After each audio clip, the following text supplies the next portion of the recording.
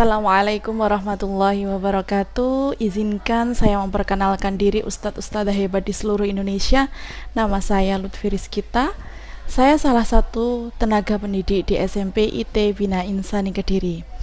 Pada kesempatan kali ini, izinkan saya untuk menyampaikan praktik pembelajaran terpadu yang telah saya lakukan. Pembelajaran ini saya lakukan di kelas 8 dengan materi struktur jaringan tumbuhan. Pembelajaran terpadu merupakan strategi pembelajaran yang diterapkan oleh JSIT. Pembelajaran terpadu sebagai solusi atas beberapa permasalahan pendidikan yang ada di Indonesia. Salah satunya tentang pembelajaran yang hanya menerapkan ketuntasan materi saja, sehingga banyak yang meninggalkan ketuntasan sikap sosial maupun spiritual. Pembelajaran terpadu memiliki sintaks atau tahapan pembelajaran. Yang pertama yakni telaah, eksplorasi, rumuskan, presentasi, ukhrawi, dan duniawi.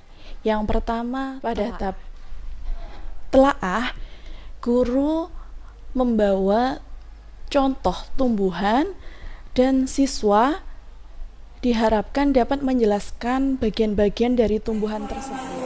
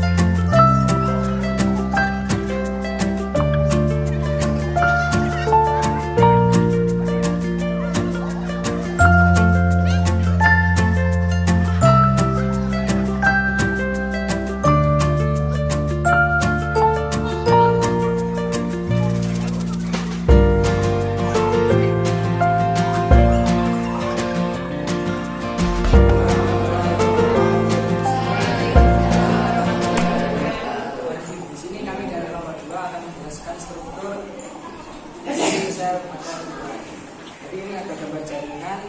Yang pertama di sini ada gambar seperti namanya kutikula.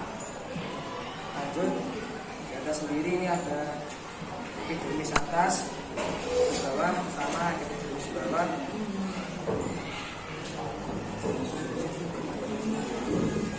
Ini atas bawah yang berfungsi untuk melindungi jaringan dalam yang kedua yaitu kutikula, itu yang berfungsi untuk mengurangi penguapan.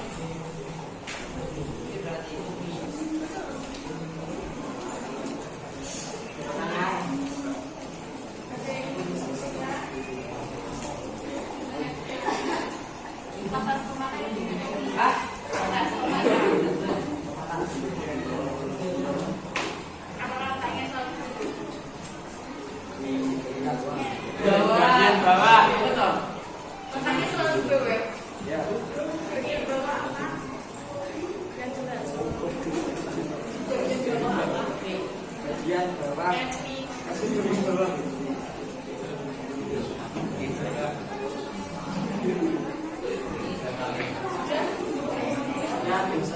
warahmatullahi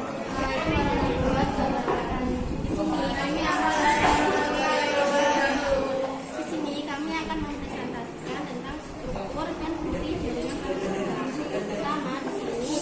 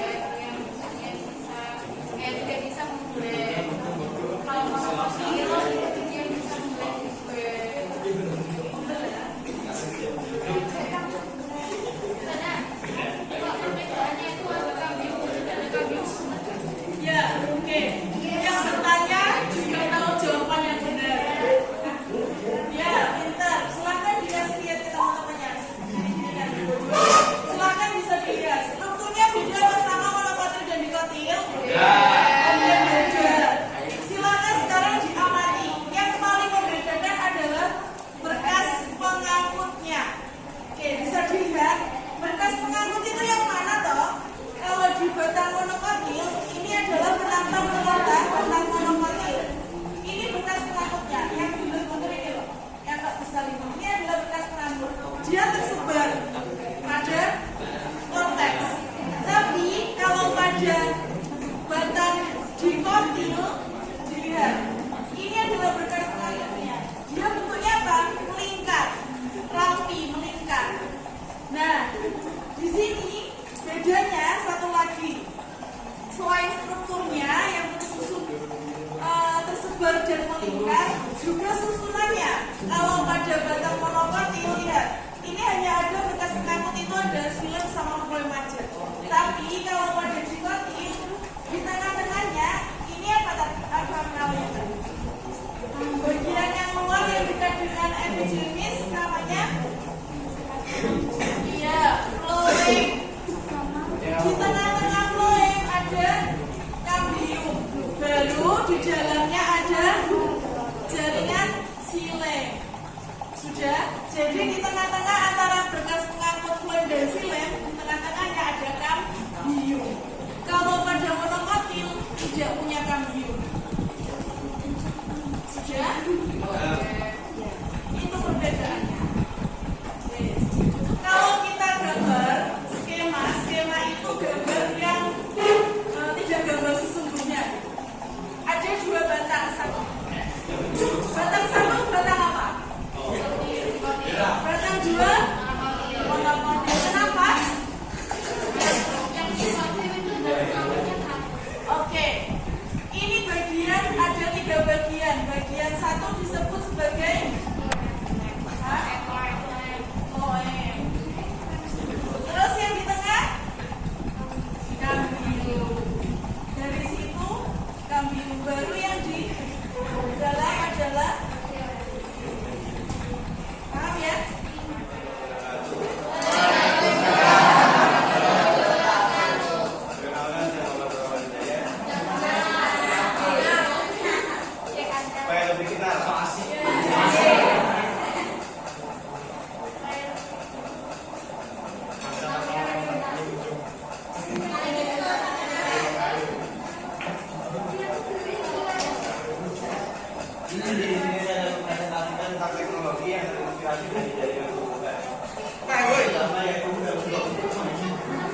Pada tahun 1955, Central memperhatikan bahwa tanah kaitan itu berdiri di ujung dunia, sehingga dapat mengenal dengan baik dengan gunung-gunung lainnya.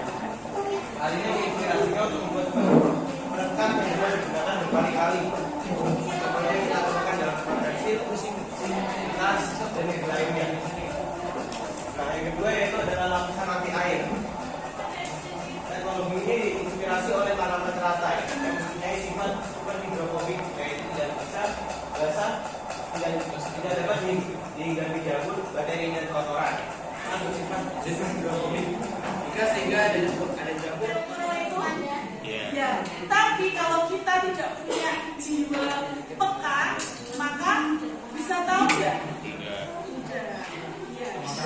Tapi kalau kita punya jiwa yang lebih peka, maka oke, yuk kita tadabbur. Pernah dicari belum ayat-ayat? Kalau kita belajar biologi sebenarnya banyak nggak ayat yang ada tentang biologi? Kalau sekarang kita belajar tentang struktur tumbuhan, ada berapa kira-kira surat yang menjelaskan tentang tumbuhan? Lebih dari satu. Lebih dari satu, berapa? Ada yang bawa Al-Quran hari ini? Oke, silakan.